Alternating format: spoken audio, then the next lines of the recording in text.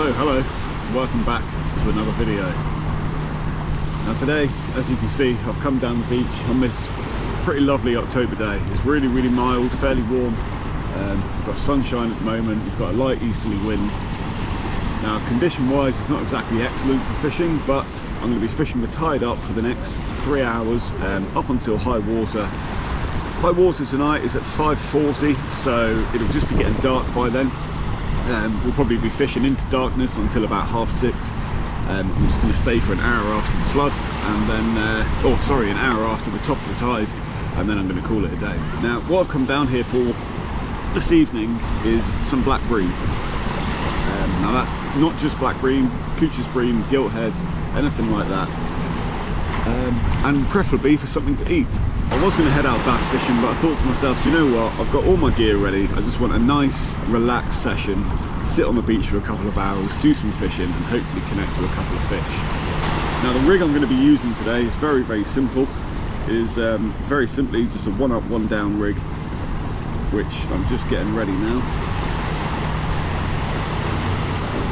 So that starts with just a little swivel at the top, and then it goes down to a three-way swivel which spins all the way around, can rotate around the line. I'm using size 4 Aberdeens. I've got little bait stoppers on there, so you've got one bait floating on the top like that, and then that goes down to your bait at the bottom, and then a longer flowing trace with the exact same hook, exact same setup, and that's just going to be sat on the seabed. So at the moment the tide's not very high, but I'm going to start fishing pretty much straight away, because with bream obviously you can catch them in daytime. There's a chance they're going to be about early, so there's no harm sticking a bait in the water.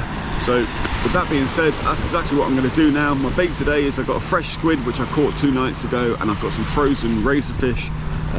That's the only bait I got with me. I just got the one rod today. As I said, nice and easy, simple fishing. Let's not make it complicated, and hopefully we can hook into some black bream today.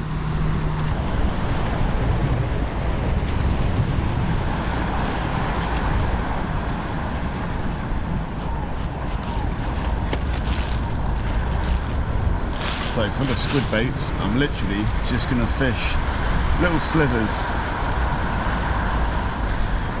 and I'm going to start with this, and then as we progress into the session I'll mix up the baits with the razorfish as well. But I've got plenty with me tonight, I'm not going to be here for too long, so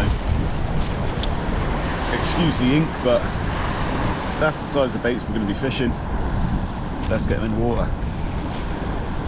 So that's our baits on. Let's get them in the water.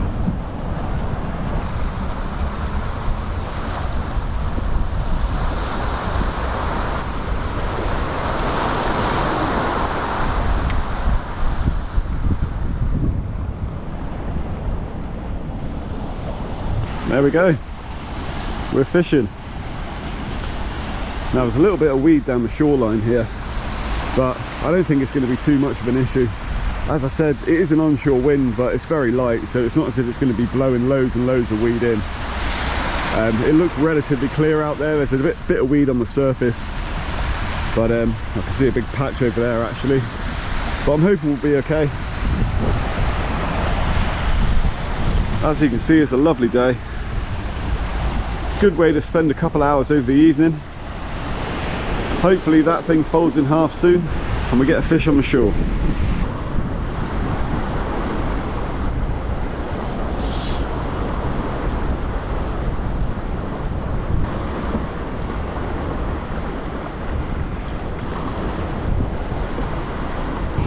So I've just had my first inquiry, but unfortunately I missed it.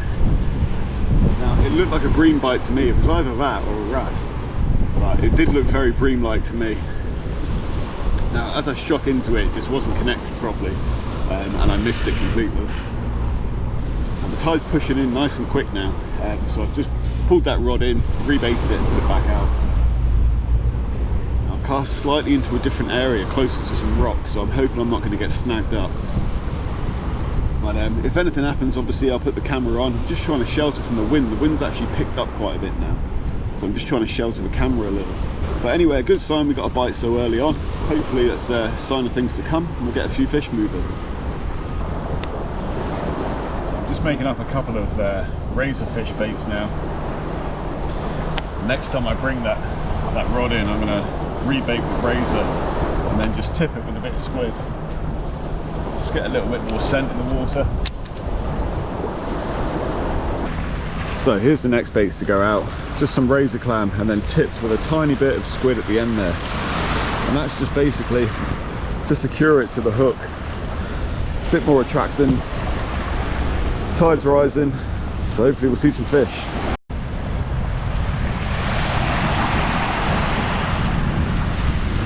Well, it's definitely a waiting game this afternoon. I've been here just under an hour and just that few hits at the very start of the session, and that's it. So I'm glad I bought my deck chair today, because I don't really fancy standing up just waiting for a bite for the next 3 hours. In all fairness, I mean, I came down early today just because I had the time. I finished work earlier this afternoon and thought, why not? May as well go down, sit in the sun, and there's always a chance for the fish. But it'll be from in about an hour's time, once it starts to get dark and the tide's nearly at its highest. That'll be the time I'm expecting some bream to come in here. So in the meantime, just going to sit back, relax. Got a nice hot coffee with me. There's a few dog walkers about, a few people walking children and stuff like that. But that should quiet off once the sun goes down. So that's my setup in front of me there. I've just got the rod at an angle, so I've got a nice bend in the line because we got an easterly wind coming in. So just by putting the rod at an angle like that, if a fish takes, you should get a good detection on the rod tip. And if it swims that way, I'm hoping it'll hook itself.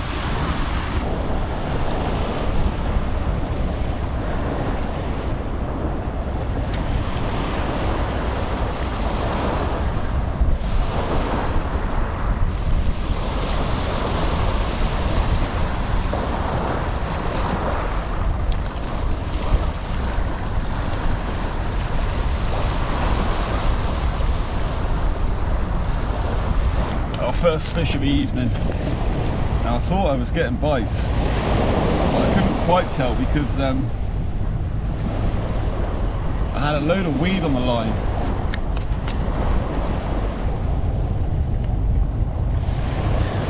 But there we are, a lovely black bream there. Now that's in size, it is a little on the small size, but you can probably see that it's taken that hook quite deeply.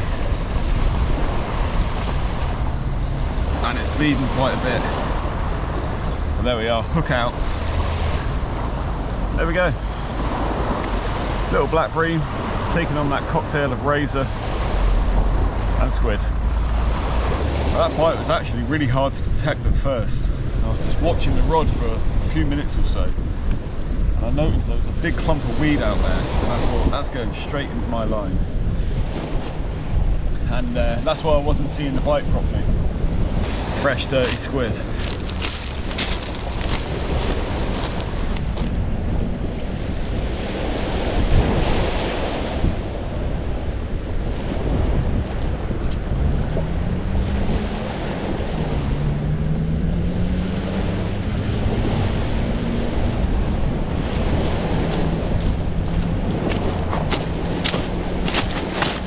That breeze has really picked up now. It's not strong whatsoever, it's probably about 15 miles an hour, but it is starting to bring a fair bit of weed on the surface. But I do like that. I like fishing into an onshore wind, especially at night time. But the benefits of it in daytime, I feel, it just gives a bit of chop on the surface, a bit more cover for the fish, and you're hoping that they feel more confident to come in closer and feed. So I'm going to keep an eye on this. We're pretty much on like optimum time now. It is 4:20, so we are about an hour and 20 minutes until high water. The light's going to start fading in about 30 minutes, 35 minutes or so. And let's hope we see some fish, hopefully some bigger ones.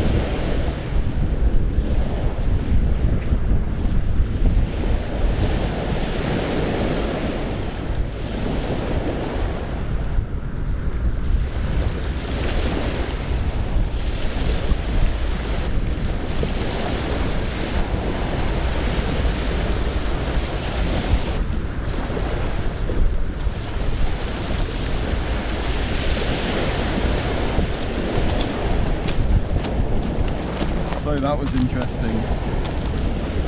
I saw that bite, and then as I wound into it, there we go, another black bream there. It took me right into a snag. And I just had to let a bit of line out.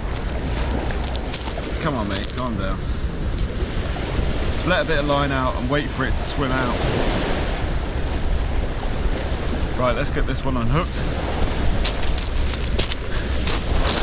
But there we go, another black bream there.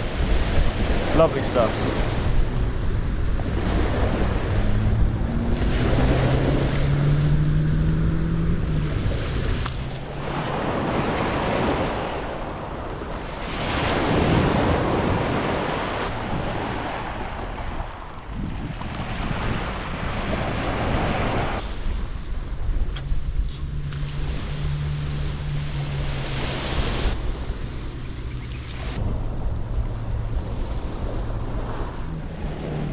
That was a good hit, that one. One slamming bite like that. Let's hope he comes back.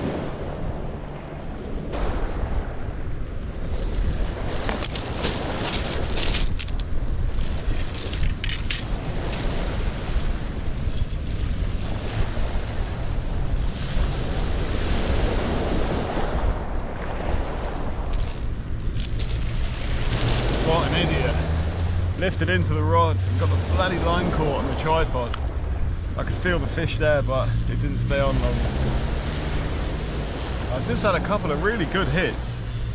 What I'd be hoping for now, especially using the razor, is a little gillhead bream. That would be absolutely ideal. Now I just missed two really solid bites.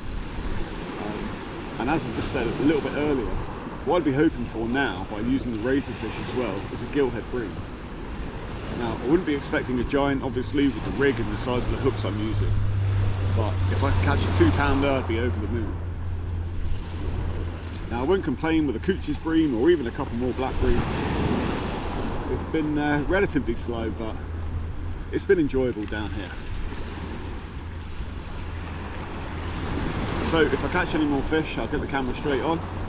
Hopefully we get a few more bites before we leave. Let's just see what happens. So the next part of this video, we're going to do a lovely little cook up. Now, what we're going to do today is a very classic, traditional British dish, fish and chips. I'm going to be making some very simple tartar sauce. We're going to be frying off our chips. We're going to be blanching them twice, just in regular rapeseed oil. I've got my fish. We're going to make a nice little batter. I've got some peas, some lemon. That's going to go with it beautifully. So we're going to crack on with that tonight and get that done. Now, the session I actually had on the beach was a few weeks ago now. And what I did that evening, once I got home, was I filleted the fish, took the skin off, pin-boned it, and then put it straight into my freezer. I was unable to cook anything on that day or the day after, so I thought I'll put it in the freezer and I can do something like this in the future. So a couple of weeks later, here we are. I've just finished work. It's a Sunday evening. I'm absolutely starving, so let's get to it. So first things first, we need to get these chips on the go.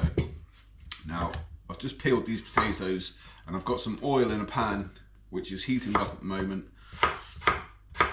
Now I'm going to be cooking these, I'm going to be blanching them. So on a low temperature, just so they'll cook through. And then once they are, take them off, drain them, turn the heat up, and the temperature on the oil, turn that up, and then we'll finish them off. So very simply, probably not going to need all of these. That should be plenty for what I need. So as that oil's heating up, I can prepare the other stuff. Let's get those back in there. And we're going to be making a really simple tartar sauce. Now, I just need a little bit of red onion, really finely diced. So I'm not going to use the whole onion here. That'll be plenty for what I need. And then just go over that again. You want it nice and fine.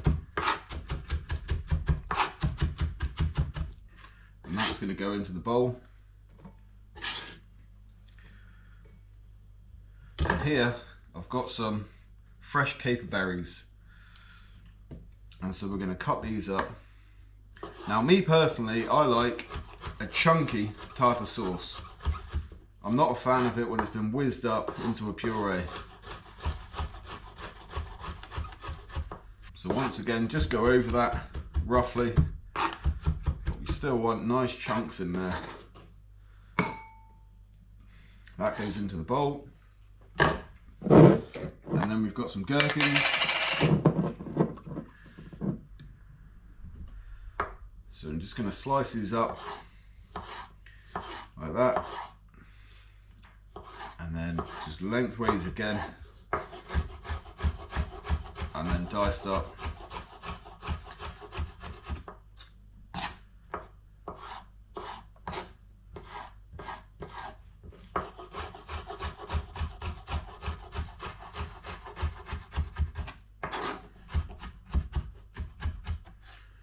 Beautiful. Gherkins in.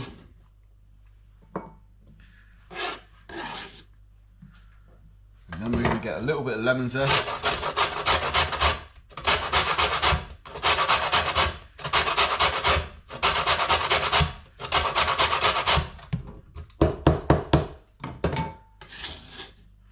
And that goes in there as well. As always, salt. Black pepper, and we're just going to add the mayonnaise. Now you can also put herbs in this as well, but I don't actually have any which I can use today. And give that a nice mix up. Now the red onion really adds a nice crunchiness to it, nice pungent flavour along with those capers, lemon zest. Nice and zesty. As I said, it's nicer with a few herbs in there, but that is going to be good. So I've got some oil on here. As I said, I've brought that up to temperature, turn the heat down, and now I'm going to add these chips. So obviously it goes without saying, just be a little careful when you're using hot oil. So that's all of them in now. I'm going to leave them do their thing, cook through nicely. Now I am going to have to put this fan on, I'm afraid. It does cause a bit of noise, but it takes that smell away, and I don't want the house smelling like a chip shop. So next up, we're going to make the batter. Now there are literally 100, 1,000 different ways you can make batter. This is just a very, very simple batter you can make with ingredients you'll have in your cupboard. In here I've got some plain flour. I've got a teaspoon of sea salt and half a teaspoon of baking powder, and to that I'm going to add half a teaspoon of English mustard, some malt vinegar, you can use any vinegar you like, and then just add water, whisk it up, get it all nice and smooth, and that's going to be our batter ready. I want it fairly thick. I'm not looking to make a tempura batter today. I want a nice chip shop batter. So in with half a teaspoon of English mustard, and this really is just to give it a little more colour. Obviously you get a bit of flavour through it as well, but it gives it a nice golden colour. Vinegar goes in, and that's going to react nicely with that baking powder, create a nice fizz. And then you just want cold water. So if you're making a tempura batter, you can use flour and corn flour, self-raising flour and corn flour, you can use soda water. But here I just need regular tap water, and I'm just doing it by eye to consistency. Start off with less, and you can keep adding it. What you want though is a really nice smooth batter.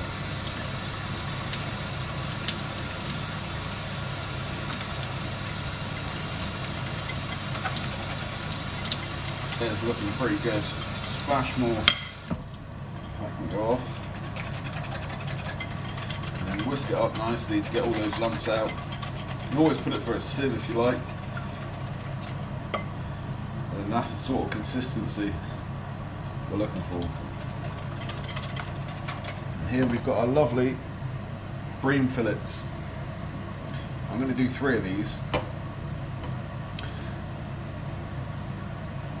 That's how they're looking. pin bones, no bones. And we're just going to coat them in flour, pop them in the batter, and then once everything else is ready, we'll get this fish on the go. It's not going to take too long to cook. Just coat it nice and evenly. You want the batter to stick to the fish as well as possible.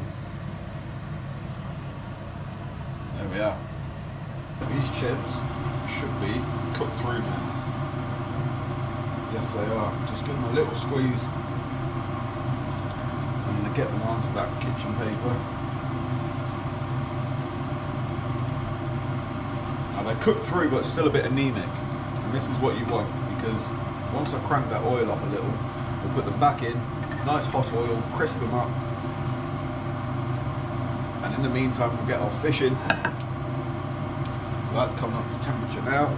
Now a good way to test it, dip your finger in the batter, dip that in, and that to me looks good. And then we're going to get our fish in.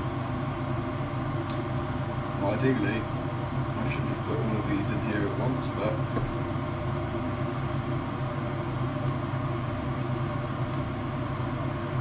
just want to make sure it's nice and coated evenly in the batter. And then don't just drop it in, because it will stick to the bottom of the pan. So you just want to ease it in nice and slowly, being careful at all times, obviously. There's that piece in. There we go. That's our fish in. So here's how we're looking. Fish has just gone in. That's going to take about 4 or 5 minutes or so. So I've got the peas on, heating up, chips over there, and we're not too far off. Right, that is going to be ready very soon. So let's get those chips back in. I'm looking forward to this. Now a good way to test when you're battering fish whether it's cooked or not is if you lift it up and it's light. That generally means it's cooked through. Now these are quite thin pieces of fish, so then they're only taking a few minutes to cook through. I'm going to leave that for another minute, keep coating them, and as you can see there, we are pretty much good to go.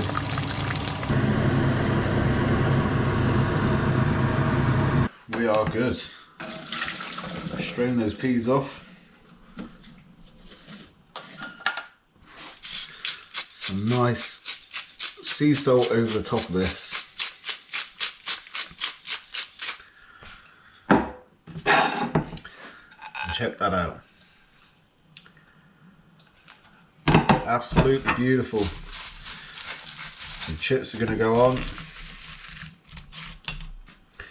And then we've got a lovely bit of bream there. And to finish it off, just a few peas.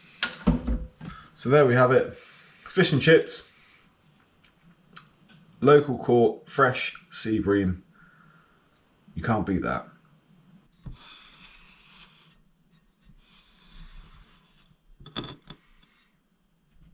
Now then, a bit of lemon all over that fish.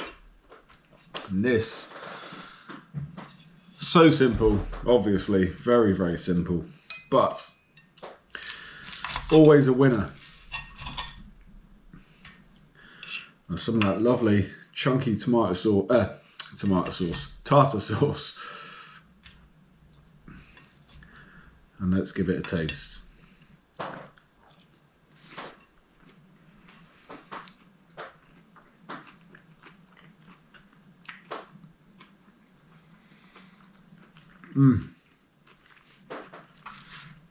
Oh my God. That is so good. So good. I tell you what, chunky tartar sauce, honestly, it is an absolute winner.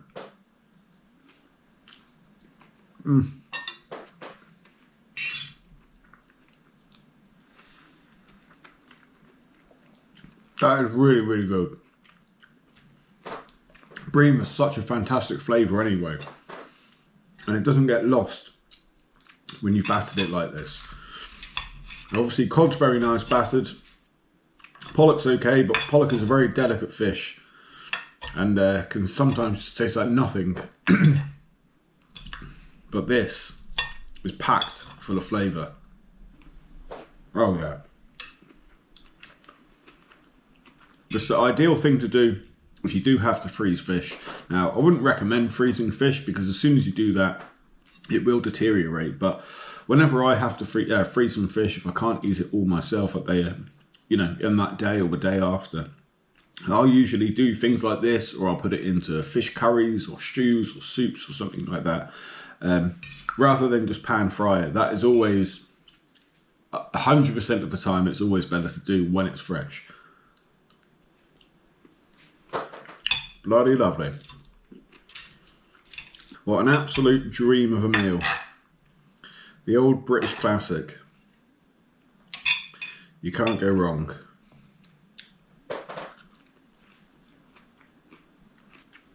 Right then, I'm not going to keep you too much longer. Just like to say thank you very much for checking out this video. I hope you've enjoyed it. I know the session wasn't a brilliant one, but when you get a meal like this out of it, you can't complain. So if you do like this video, please hit the like button, subscribe to my channel if you're not already subscribed. There'll be plenty more videos in the future. I'm out fishing tomorrow night, so fingers crossed for some more fish. But until the next time, thanks very much for watching this video. I'll see you on the next one. And I'm definitely going to be smashing that other piece of fish in a minute as well. Oh yes.